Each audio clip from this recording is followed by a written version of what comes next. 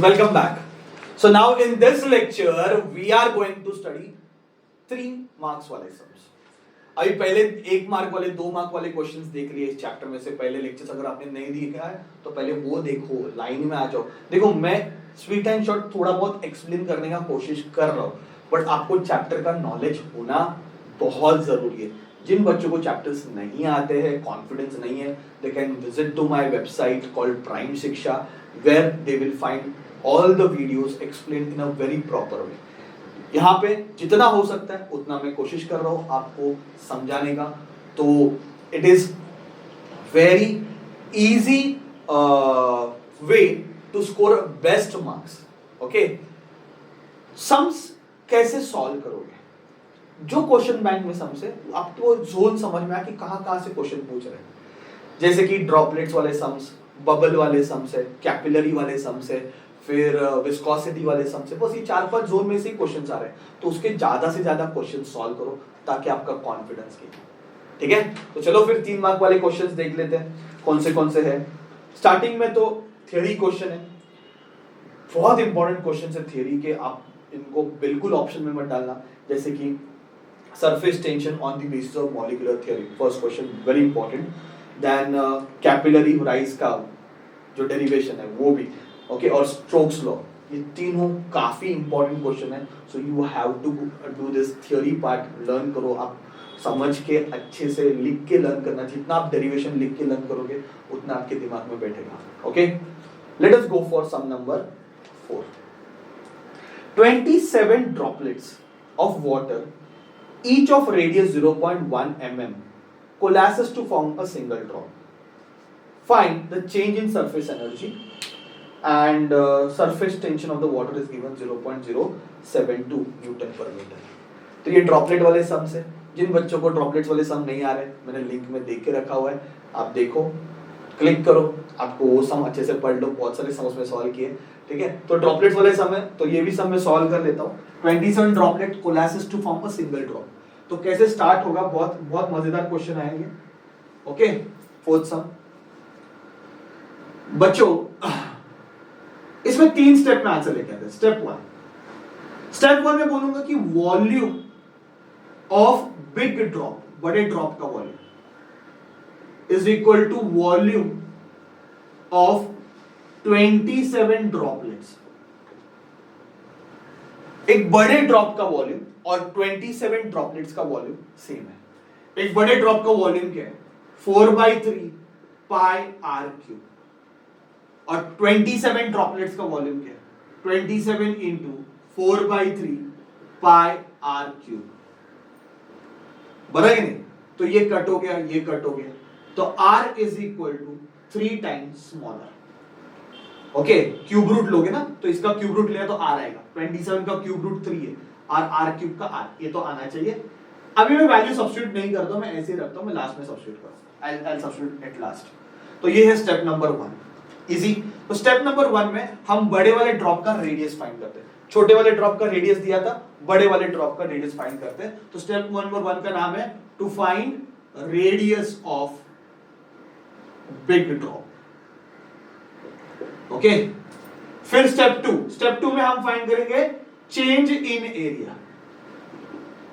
Change in area मतलब DA. Okay, 27 droplets का area 27 into 4 pi are square, और बड़े ड्रॉप का area -4 pi are square. 27 droplets का एरिया, एक ड्रॉपलेट का एरिया क्या आएगा? 4 पाई आर स्क्वायर. ऐसे 27 ड्रॉपलेट्स का एरिया, तो 27 इंटू 4 पाई आर स्क्वायर. ये बात समझ में आ रहा है? -4 pi are square. Change in area ना, पहला इतना एरिया था, फिर कोलैस होके इतना बन गया. एक छोटे छोटे ड्रॉपलेट्स एक साथ आए और एक बड़ा ड्रॉप बन गया. तो इनका एरिया और इनका एरिया में डिफरेंस है, तो एरिया कितना से चेंज हुआ, तो वो मैं फाइंड कर रहा हूं. तो 27 ड्रॉपलेट्स का एरिया माइनस सिंगल ड्रॉप का एरिया. अब बच्चा चेक करते कैसे आएगा. ये इंटू डाल दो, नहीं तो 274 लगेगा. इसमें से क्या कॉमन निकालेंगे? 4 पाई कॉमन निकालते, अंदर बचेगा 27 R square minus capital R के बदले में ये डाल सकता हूं, तो ये आ जाएगा 9 आर स्क्वायर. चलेगा ना, 27r² बराबर कि नहीं, क्योंकि 4 पाई मैंने कॉमन निकाला तो 4 पाई यहां से कॉमन निकला तो बच गया 27r², और इधर कैपिटल R के बदले 3r सब्स्टिट्यूट कर दिया तो 9r²। चलेगा। अब इसमें से बच्चा 9r² कॉमन निकालो, तो 9r² कॉमन, 9 4 जा कितना आता है बच्चा, 9 4 जा 36। ओके, पाई r², तो अंदर क्या बचेगा, 9 3 जा, ओके 9 3 जा 27, 3 - 1 कितना होता है, 3 - 1 2, तो ये आ जाएगा 72 पाई r²। चेंज नहीं है। और स्टेप 3 हम हमारा वही फॉर्मूला यूज करेंगे, दैट इज वर्क डन और एनर्जी जो भी है फाइंड करना है। फॉर्मूला क्या है, T इंटू डी ए, तो T इंटू डी ए की वैल्यू कितनी है, 72 पाई r²। T की वैल्यू कितनी दी, अभी सारे वैल्यूज डालना चालू करो। टेंशन कितना दिया हुआ है, टेंशन दिया हुआ है 0.072 इंटू 72 इंटू पाई की वैल्यू 3.14, और r का स्क्वायर मतलब 0.1, ये जो स्मॉल r है ना, ये स्मॉल r की वैल्यू उसने दी थी 0.1 mm, मतलब 10⁻⁻⁴ मीटर में जाएगा बच्चा, बराबर कि नहीं, so into 10⁻⁻⁴ the whole square. ठीक है, तो अभी से आपको मल्टीप्लाई करना है और देखना आंसर कितना आता है। गारंटेडली आंसर 1.628 इंटू 10⁻⁷ जूल आना चाहिए 110%। आप मल्टीप्लाई करके देखो, आंसर मैच होना ही चाहिए, आएगा ही आएगा। Okay, so I hope this is very clear this sum. Okay, let us go for the next sum number 5। Again it's a very easy sum. एक U-ट्यूब है, it is made up of capillaries of bore 1 mm and 2 mm। Okay, एक U tube है ना, ऐसा U-ट्यूब है, और उसका bore जो है ना वो ऐसा है, अलग अलग है, ये छोटा है और ये बड़ा है। तो एक दिया है 1 mm वाला और दूसरा दिया है 2 mm वाला। ठीक है, तो मैं एक काम करता हूं, यहां पे लिखता हूं कैपिलरी 1 और यहां पे लिखता हूं कैपिलरी 2। तो इसका डायामीटर दिया हुआ है, कितना दिया बच्चा, बोर 1 mm वाला बोर है, और यहां पे जो है वो 2 mm वाला बोर है। ठीक है, फिर मैं देख रहा हूं कि पूरे क्वेश्चन में ना सब कुछ सीजीएस में, देखो अच्छे से देखो, मैं थोड़ा आगे देख रहा भाई, पूरा सीजीएस में, तो मीटर में कन्वर्ट करने का जरूरत नहीं है। तो इसको 0.1 सेंटीमीटर लिख देता हूं, डिवाइड बाय 10 करोगे, मिलीमीटर को डिवाइड बाय 10 करोगे सेंटीमीटर में जाएगा, और इसको 0.2 सेंटीमीटर आ जाएगा। चलो, रेडियस क्या हो जाएगा इसका आधा, 0.1 का आधा कितना आता है, 0.05, बराबर है ना, रेडियस उसका आधा रहेगा, तो रेडियस कितना आएगा 0.05 सेंटीमीटर, और इसका रेडियस क्या आ जाएगा 0.1 सेंटीमीटर, बराबर है ना। इसको हाफ से डिवाइड करो, इसको 2 से डिवाइड करो, इसको 2 से डिवाइड करो, रेडियस मिल जाएगा। तो दो कैपिलरी है, बिल्कुल कंफ्यूज मत होना, आराम से यू शेप के फॉर्म में, दोनों का बोर दिया था, एक का बोर 1 mm है, दूसरे का बोर 2 mm है। ओके, तो मैंने क्या कर दिया, उससे रेडियस फाइंड कर लिया और सेंटीमीटर में रखा है। The tube is held vertically and partially filled with a liquid of surface tension 49 dyne per centimeter। अभी इसमें एक लिक्विड डाल दिया और उसका सरफेस टेंशन दिया है 49 डाइन पर centimetre. Okay okay okay, and zero angle of contact. Okay, angle of contact भी जीरो दिया हुआ है, ये डेटा उसने डायरेक्ट दिया हुआ है। Calculate density of the liquid, क्या पूछा है, density of the liquid if the difference in the level of the meniscus is 1.25 centimetre. दोनों के मेनिस्कस के इसमें डिफरेंस, मतलब एक छोटा एक बड़ा रहेगा, बराबर है, एक जगह पे ऊपर, मतलब एक की लेवल नीचे रहेगी और एक की लेवल ऊपर रहेगी। तो वही बोल रहा है कि दोनों के लेवल में जो डिफरेंस है, that difference is given to be किधर गया 1.25 centimeter. So the difference in the level, तो डेल्टा एच लिखता है यार 1.25 सेंटीमीटर, सारा सीजीएस में दिया हुआ है। अब मुझे बता h का फॉर्मूला क्या है, h is equal to 2t cos theta upon r rho G. जिसका r बड़ा रहेगा उसमें राइज कम होगा, यस और नो। दो ट्यूब है, फील करो, दो ट्यूब है, और जिसका r बड़ा है उसमें राइज कम होगा। तो अगर मैंने ऐसा यूट्यूब बनाया अगर मैंने ऐसा यूट्यूब बनाया, एक का रेडियस 1 mm है, दूसरे का रेडियस 2 mm है, इधर r बड़ा है तो इधर की हाइट कम होगी, ज्यादा राइज नहीं होगा, और इधर ज्यादा राइज होगा। तो इस पतले वाले में ये जो कैपिलरी जिसका 1 mm डायमीटर है, उधर लेट अस से हाइट h1 चला गया और इधर हाइट क्या हो गया, h2 चला गया। सो डेल्टा h का मतलब क्या है, h1 माइनस h2, दोनों के लेवल का डिफरेंस दिया हुआ है। बात समझ में आ रहा है, दोनों के लेवल का क्या दिया है, डिफरेंस दिया है, तो it is h1 minus h2। बस इतना ही समझना है, बाकी कुछ नहीं।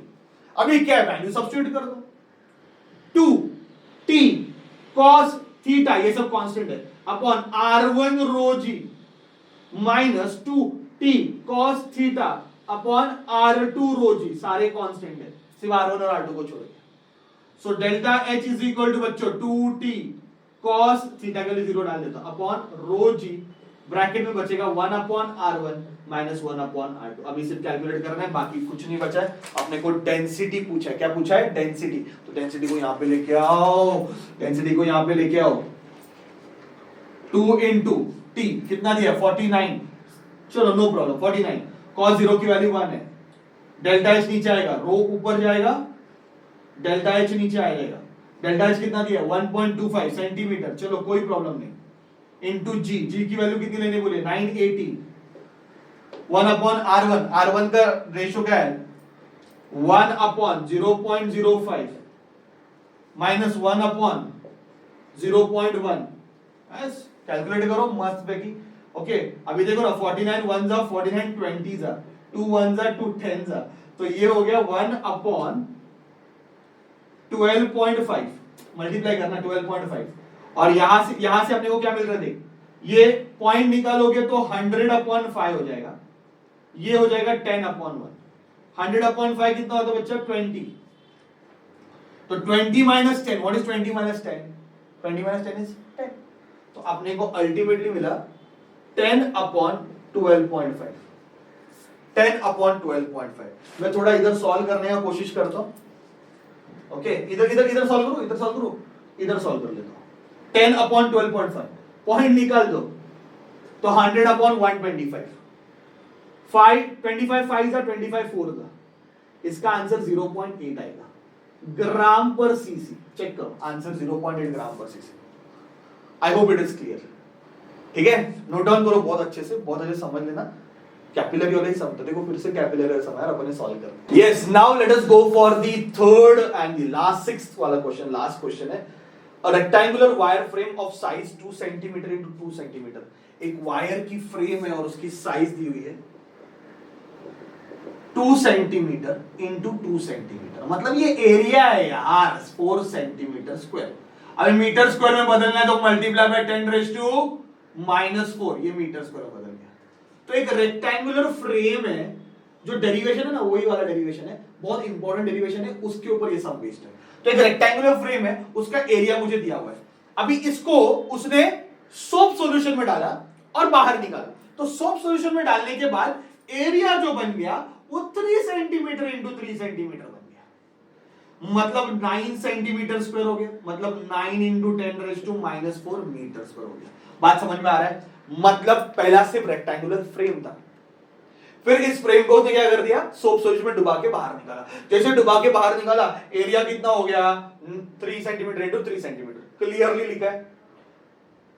Now calculate the work done in this process, you have to calculate the work done. अरे ये तो बहुत सिंपल क्वेश्चन है। वर्क डन का फॉर्मूला क्या है, T इंटू TA, सिर्फ सोप सॉल्यूशन है इसलिए याद रखना 2 आएगा, अगर 2 नहीं लिखोगे तो रॉन्ग हो जाएगा, याद रखना। सोप सॉल्यूशन है तो 2 इंटरफेस रहते हैं इसके, तो 2DA, तो चलो 2T इंटू DA क्या है, चेंजिंग एरिया क्या है, A2 minus A1, so 2 into T की वैल्यू कितनी है, कितनी कहां पे दिया है, 3 into 10 raise to -2, 3 into 10 raise to -2, और A2 minus A1, so 9 into 10 raise to -4, -4 into 10 raise to -4। चलो भाई कितना हो गया, 6 into 10 raise to -2, 9 minus 4 is 5 into 10 raise to -4, 6 5 are 30 into 10 raise to -6। Okay तो मुझे लग रहा है आंसर एकदम मैच हो गया है। आंसर है 3 × 10⁻⁻5 जूल। इजी। तो ऐसे सम को सॉल्व करना है, तो ये भी एक सम बाकी था, वो भी हो गया। उसके आगे जो 4 मार्क के क्वेश्चन देना बच्चों काफी इंपॉर्टेंट है।